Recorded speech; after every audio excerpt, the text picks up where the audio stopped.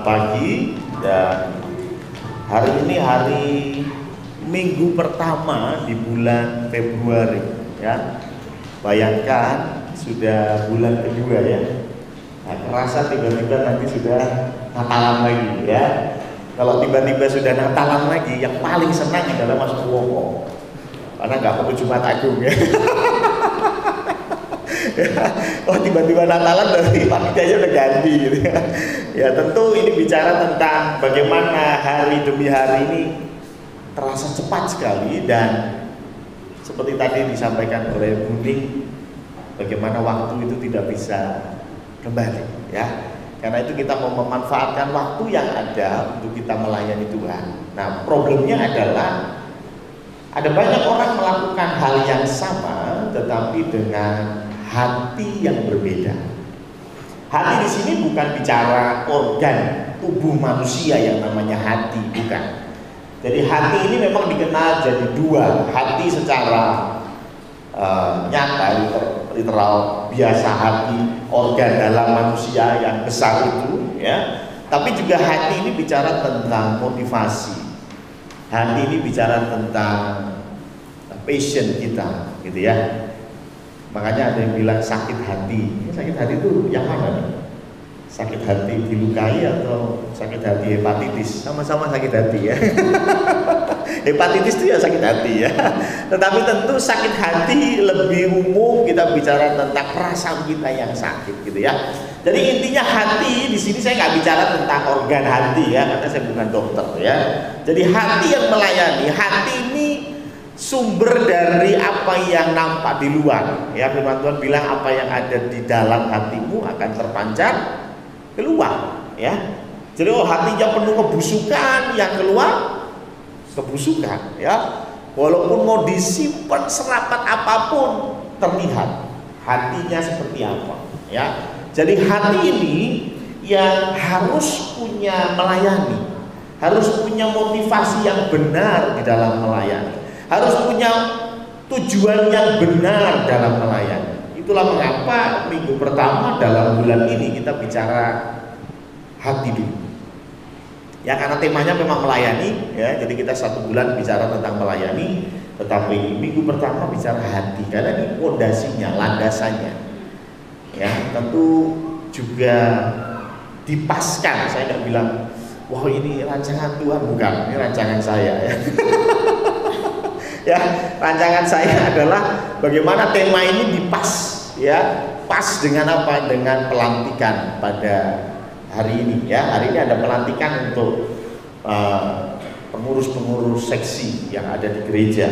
Tentunya ini sudah dikumpulkan oleh majelis sekian lama, dan ini nama-nama yang muncul, dan tentunya Tuhan pakai majelis untuk menentukan nama-nama tersebut.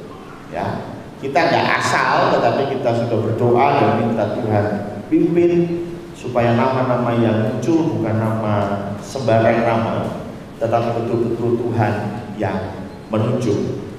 Kembali ke masalah hati. Jadi ada 3 hal penting yang pada pagi hari ini saya mau sampaikan kepada Bapak Ibu sekalian, tetapi secara khusus untuk para calon pengurus yang akan melayani Tuhan. Yang pertama, hati yang melayani itu hati yang seperti apa? Buning sudah kasih sentilan sedikit, yaitu di Yohanes 14 ayat 15. Melayani Tuhan itu bukan satu opsi, bukan ya. Tapi melayani Tuhan itu sebuah perintah. Kalau dikira kita bilang opsi, berarti kan bisa milih ya, mau melayani atau tidak, gitu ya. Tapi kalau perintah itu nggak bisa ditawar, ya, namanya juga perintah. Dan rupanya banyak orang yang merasa berat dalam melayani, karena ini masalahnya. Yohanes 14 ayat 15. Jikalau kamu mengasihi aku, kamu akan menuruti segala perintahku. Jadi perintah Tuhan akan terasa berat kalau kita kurang mengasihi Tuhan. Perintah Tuhan akan terasa ringan kalau kita mengasihi Tuhan. Jadi kalau perintah Tuhan Anda kira, aduh ini tambah berat, perintah Tuhan untuk saya tambah berat, jangan concern ke perintahnya, tetapi tambahkanlah cintamu kepada Tuhan. Ya, kalau lagi pacaran, aduh, ya, suruh jemput di mana Bawen maju lagi ya, Sido muncul, ya, suruh jemput di Sido muncul, ya, dari berangkat jemput ke sana pulang lagi, ya, Sido muncul berapa kilo ya? 40 kilo ada ya kali ya? Wah, sini 40 kilo bolak-balik 80 kilo, ya, pagi nganter, sore jemput, berat ya? 80 kilo kali 2 pagi sore, 160 kilo setiap hari, berat ya? Berat Mas Firman? Wih. Mas Firman bilang gak berat. Kenapa gak berat? Karena cintanya lebih besar. Tapi kalau Mas Firman tolong jemput Steve di Karyadi, wah padahal cuma di Karyadi jemput Steve, gak mau. Kenapa? Ben melaku gitu. Ya saya tahu kenapa dia nggak mau, ya karena cintanya kurang besar gitu ya. Jadi cinta yang besar membuat satu perintah yang berat menjadi ringan, ya. Tapi kebencian membuat perintah yang ringan jadi berat. Ya, kalau kau sudah benci sama bosmu, dikongkon opo wae grundel, ya toh? Padahal belum tentu yang disuruh itu berat. Bisa jadi yang disuruh itu ringan, tapi karena sudah jengkel sama yang kasih perintah, udah males. Ya, karena itu kalau Anda di dalam pelayanan, yang perlu diperhatikan bukan, aduh saya harus belajar musik lebih giat supaya bisa melayani lebih baik. Saya harus begini, itu bagus. Tapi yang jauh lebih penting, cintai Tuhan lebih lagi. Ketika kau mencintai Tuhan lebih, maka gampang.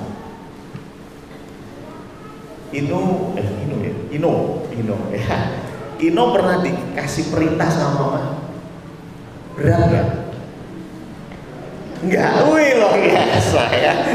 Perintah mama gak berat gitu ya, wih luar biasa. Itu artinya kamu cinta mama, kamu mengasihi mama, betul ya? Kalau di sini ada yang dikasih perintah dan perintah itu terasa berat, maka sebetulnya bukan perintahnya yang berat, sekali lagi cintamu kurang. Ada satu cerita yang menarik di dalam Kejadian 29 ayat 20. Ini cerita tentang Pak Suparjo, bukan, ini Pak Yakub. Ya, Pak Yakub ini pergi ke rumahnya Laban, gitu ya. Yakub pergi ke rumahnya Laban, ini karena gara-gara dia menipu Esau, gitu ya. Dia pergi ke Laban, dia jatuh cinta sama siapa? Ada yang tahu? Wiji, bukan? Ya. Tolong fokus ya. Ya, Yakub ini jatuh cinta sama siapa? Rahel. Dia jatuh cinta sama Rahel. Terus Laban bilang apa? Wes, nek kamu pengen sama Rahel, kerja sama saya. Berapa tahun? 7 tahun. Ya. Kerja sama saya 7 tahun. Berarti karena cintanya Yakub kepada Rahel, Yakub melayani Laban. Ya, karena Yakub cinta kepada Rahel, maka Yakub melayani Rahel. Bukan ngantar jemput Rahel ke sekolahan, enggak, ya, ndulang Rahel, enggak, tapi melayani Laban. Laban di sini apa sih? Pekerjaan Tuhan. Ya, kita mengasihi Tuhan. Yang kita layani siapa? Manusia kan? Bener ya? Buning maju ke depan di sini memimpin kita puji-pujian. Yang diajak puji-pujian itu siapa? Menungso, itu bukan Tuhan, itu bukan Tuhan. Betul ya? Pel dia urusin ada yang meninggal. Itu pelayanan. Karena cinta Tuhan, tapi melayani siapa? Manusia. Ya, Yakub cinta Rahel, melayani siapa? Laban. 7 tahun, tapi di ending 7 tahun malah dikasih Lea. Cinta sama Lea? Tidak. Waduh, menurut Anda Yakub jengkel nggak? Jengkel ya? Jengkel sama siapa? Laban, bukan jengkel sama Rahel. Anda kalau pelayanan pernah jengkel sama Tuhan? Jarang sih, jarang ya. Kalau bukan satu momen yang dahsyat, biasanya jengkel sama siapa? Ayo sama sebelahmu itu ya. Ya, Laban tanda kutip, Laban itu bikin jengkel gitu ya. Loh, saya mencintai Rahel, gitu. Yakub mencintai Rahel, saya mencintai Allah. Tapi yang saya layani Laban, yang saya layani jemaat di sekitar kita. Yang bikin jengkel siapa? Laban. Yang bikin jengkel itu teman-teman kita itu loh. Terus dipetok, diterke, ngomyang, itu jengkel ya. Ya, wah, mau ikut PPK enggak? Oh, Pak Darto, ya mau ikut PPK dijemput sama Pak Darto sampai sini, pulang dianterin gitu ya. Tapi ya orang pengertian gitu loh ya. Kok terus jalur diterke, dipetok, ya tuh. Artinya apa? Kadang-kadang yang bikin jengkel, 99% yang bikin jengkel, ada kutip si Laban. Yang bikin jengkel itu teman-teman kita nih, yang kita layani, betul ya? Udah datang tepat waktu, mau latihan musik, sing main musik, urung udah teko, jengkel loh, ya toh? Disuruh latihan, tate-tate, ada ketemu gitu, jengkel loh, pasti ya toh? Kenapa ya sekali lagi? Yang jengkelin Laban, 7 tahun mengabdi kepada Laban, melayani Laban, ditipu sama Laban 7 tahun. Tapi yang menarik, Laban bilang, wes Lea itu dikasih, Lea Mbak Yune gitu. Nek kamu masih mau sama Rahel, layani aku 7 tahun lagi. Tapi yang menarik, jadi bekerjalah Yakub 7 tahun lamanya untuk mendapat Rahel itu. Tetapi yang 7 tahun itu dianggapnya seperti beberapa hari saja. Kenapa? Karena cintanya kepada Rahel, bukan cintanya kepada Laban. Ya toh? Cintanya kepada Rahel. 7 tahun itu terasa beberapa hari saja. Bayangin, ya, melayani 7 tahun berat. Kerja sama Laban 7 tahun berat, nggak dikasih apa-apa loh. Gak dibayar beras. Setelah itu baru dia kerja lagi untuk mendapatkan upah. Tapi sebelumnya dia gak dapat upah. 7 tahun kerja ora diupahi, piye? Belum loh. Mau gak? 7 tahun kerja di Astra gak dibayar. Rasudi ya. Betul ya? Tapi menariknya dikatakan bahwa Yakub merasa itu seperti beberapa hari saja. Ketika kau melayani Tuhan dengan cinta yang cukup, engkau dilantik sekarang 2022, serasa beberapa hari saja. Loh, wis bar toh. Loh, saya sudah selesai tuh jadi ketua KPK. Loh, selesai toh ya, gak kerasa gitu. Hanya beberapa hari saja. Loh, ini firman Tuhannya. Kenapa? Karena cinta kita kepada Tuhan. Tapi kalau kita nggak cinta sama Tuhan, nih, baru dilantik wis takon. Iki nganti tahun piro ya? Ya, 2025.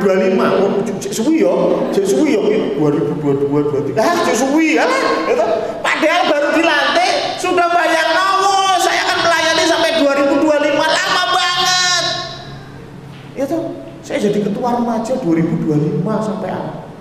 Ya kan saya tahun depan mau nikah, itu nanti piye 2025? Ini susah ya, waduh banyak sekali perhitungan. Ingat, kalau kita cinta Tuhan, cukup cinta Tuhan, serasa beberapa hari saja. Ya, nanti kan sebentar kan Pak Dani udah kaget tuh, majelisnya selesai loh Pak. Gak kerasa ya, hanya beberapa hari terlihatnya ya, kerasanya seperti itu. Kenapa? Sekali lagi cinta kepada Tuhan membuat kita melayani jemaat itu nggak berat. Ya. Diomongi berat, ya berat. Tapi kita melihat cinta kita kepada Tuhan. Saya yakin Yakub pun melayani Laban berat. Tapi ketika dia melihat cintanya kepada Rahel, itu terasa ringan. Saya nggak bilang pelayanan Anda sekalian nanti akan ringan, berat, ya. Tetapi kalau engkau punya cinta yang cukup, maka yang berat itu menjadi ringan. Yang kedua, hati yang seperti apa yang melayani itu. Yang kedua, kalau kita melayani, pernah nggak Anda punya bos dua buah, ya, dua manusia yang jadi bos Anda, ya? Pernah? Saya pernah. Ketika saya masih ikut orang tua, kadang menjadi problem adalah perintah ayah beda dengan perintah ibu, betul ya? Ini problem, betul ya?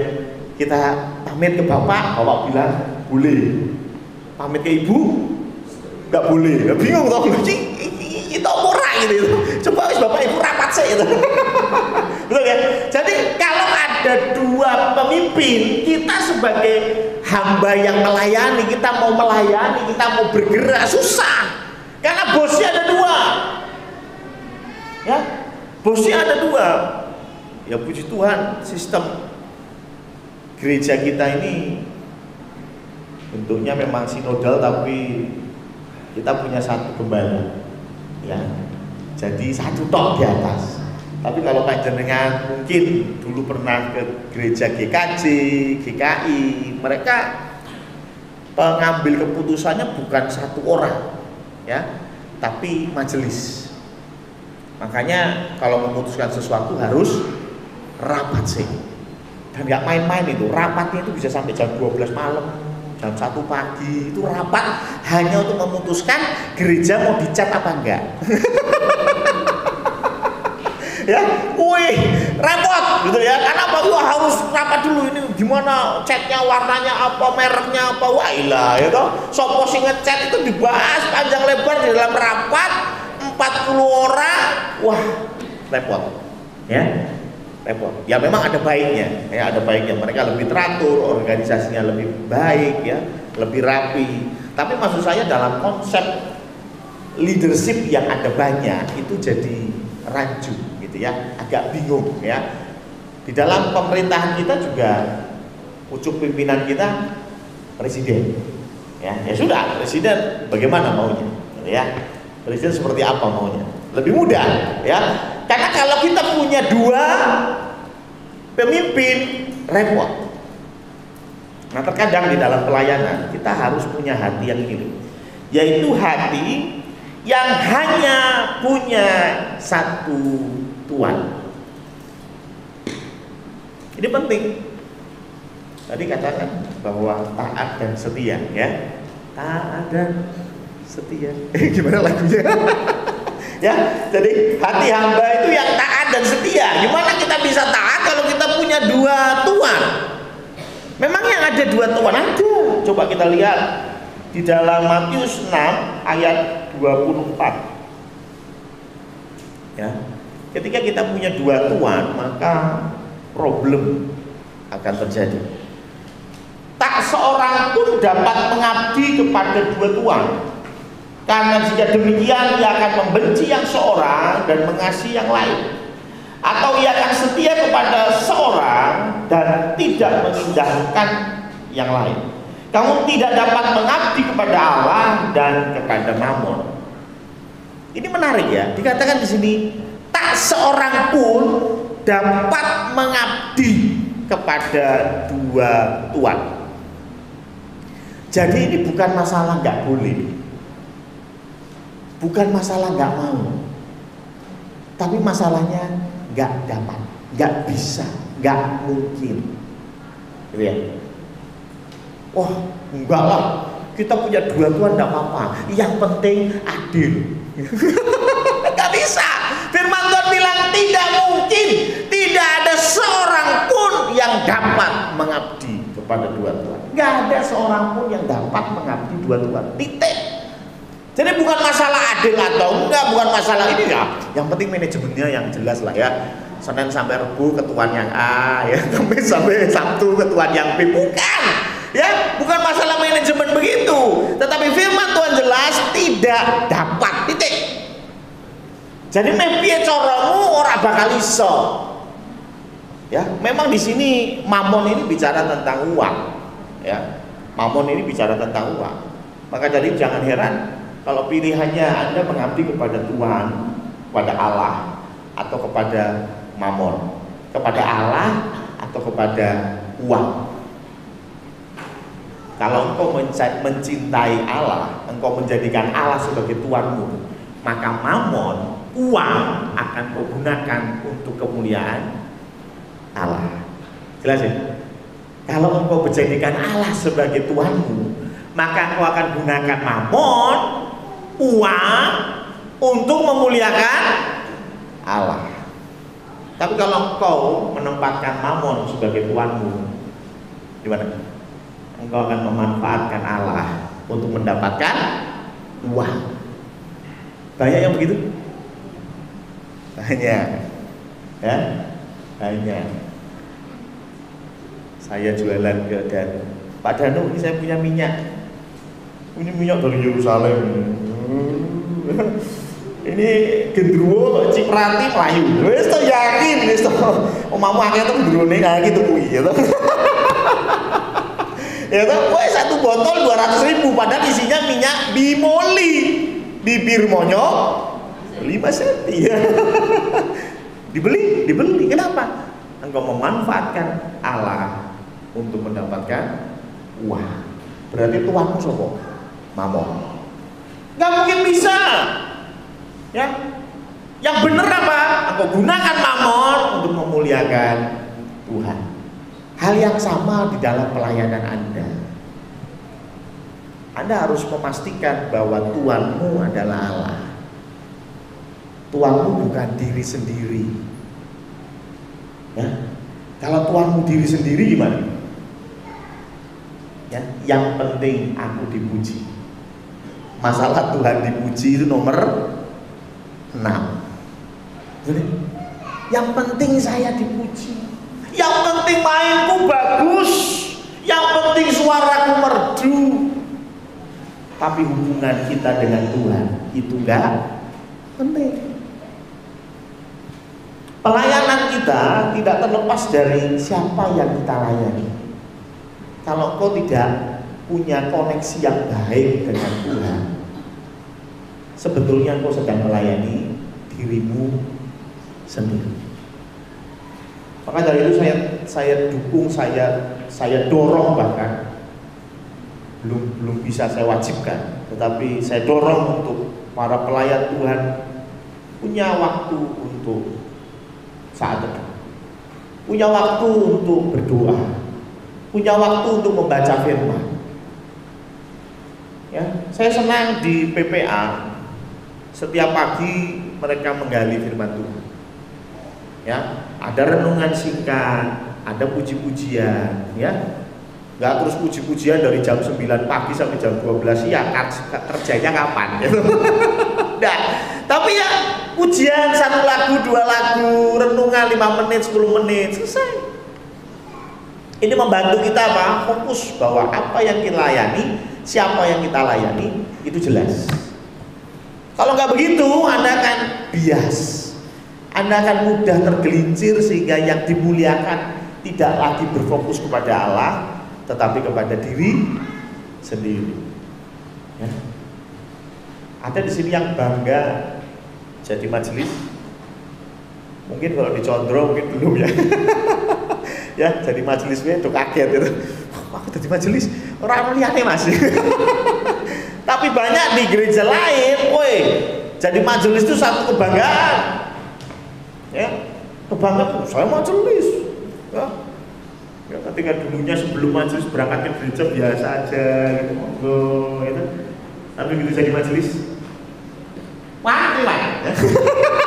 majelis itu majelis ya, ngomong-ngomong wawan itu. Karena sudah jadi majelis ya.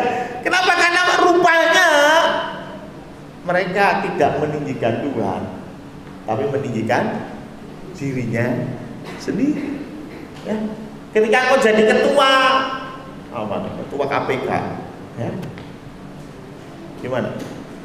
Saya ini ketuanya, kamu harus nurut minggu depan di rumahmu, titik. Loh Pak, tapi minggu depan saya orang iso, pokoknya minggu depan KPK ninggonmu, titik. Waduh, gitu. Saya ketuanya, saya yang menentukan.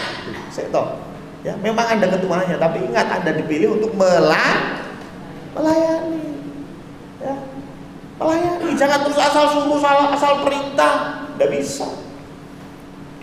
Kenapa kita sedang meninggikan nama Tuhan? Apakah dengan cara saya, cara Anda memerintah seperti itu, apakah itu meninggikan nama Tuhan? Itu pertanyaannya. Jadi sekali lagi, hati yang mau melayani adalah hati yang punya satu Tuhan. Ya, ketika engkau punya dua Tuhan, tidak akan bisa, firman Tuhan bilang. Yang ketiga, yang terakhir, hati seperti apa? Matius 20 ayat 28. Ini yang paling berat, saya kasih terakhir. Matius 20 ayat 28 dikatakan begini. Sama seperti anak manusia. Siapa itu anak manusia? Tuhan Yesus.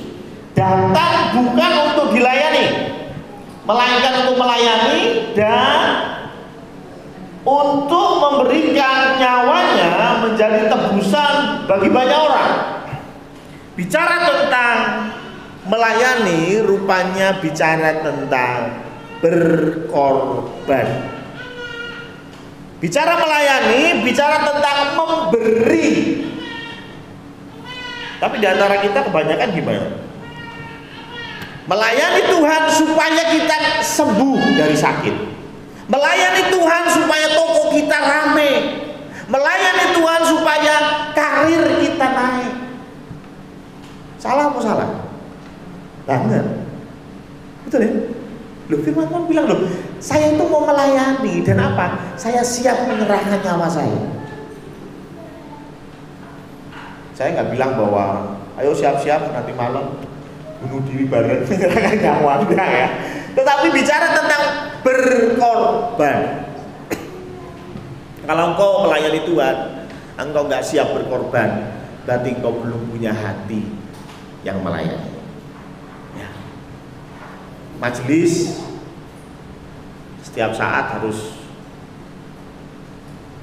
rapat, harus siapkan banyak hal untuk dibicarakan, ya. Berarti sama Mas Purwoko kadang-kadang setelah doa Selasa orang balik malah ngitung persembahan gitu. Ya. Padahal firman Tuhan bilang tidak usah hitung-hitungan sama Tuhan, itu ya dihitung gitu. Dihitung sama Bu Hati sama Mas Roko gitu. Ya, harusnya mereka habis doa bisa pulang kembali ke rumah, mereka harus bayar harga berkorban. Pulangnya masih 1 jam setelahnya, ya. Belum lagi rapat, belum lagi diskusi dengan seksi-seksi di bawah. Ada banyak hal yang dipikirkan oleh teman-teman majelis. Ya. Itu bicara tentang berkorban. Jadi kalau kita melayani, jangan pernah berpikir kita mendapat. Tetapi ketika kita melayani, berpikirlah untuk memberi. Karena Tuhan Yesus bilang, aku datang untuk memberikan nyawa. Kalau Anda belum punya konsep memberi, berarti Anda belum punya hati melayani. Tuhan mau kita punya hati yang melayani, supaya pelayanan kita semakin sempurna dan memuliakan Tuhan. Amin. Mari sejenak kita akan menyimak warta pelayanan sepekan untuk ibadah Gereja Salmasi Condrokusumo. Kebaktian yang kedua, sore nanti pukul 17 ujian akan dilayani Bapak Agung Goro. LCD dilayani Saudari Veronica. Firman Tuhan akan disampaikan Pendeta Samuel. Pengumuman dan doa Pendeta Samuel. Musik Saudara Stephen. Perjamuan suci dilayani Deacon Demi.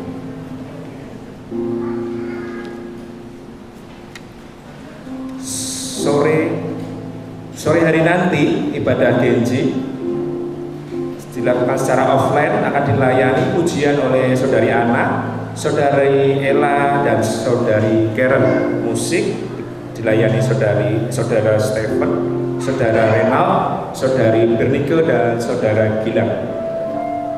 Pukul 9.30 nanti Tunas Remaja akan mengadakan ibadah offline. Hari Selasa pukul 18.30 persua doa malam akan dilayani oleh Ibu Tika. Hari Rabu pukul 18.30 pendalaman Alkitab secara online akan dilayani Pendeta Samuel Priyoto.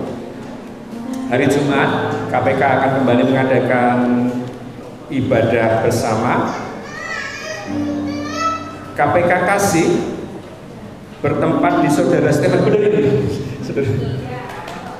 kamarnya Stephen. Oh, di kamarnya Stephen. Tempat saudara Stephen bertempat di mana? Kamarnya Stephen. Kamarnya. Cukup nak cukup.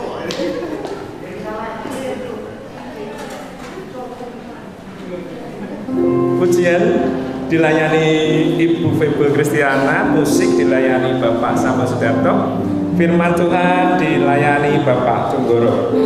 KPK Sukacita bertempat di tempat Diakon Purwoko.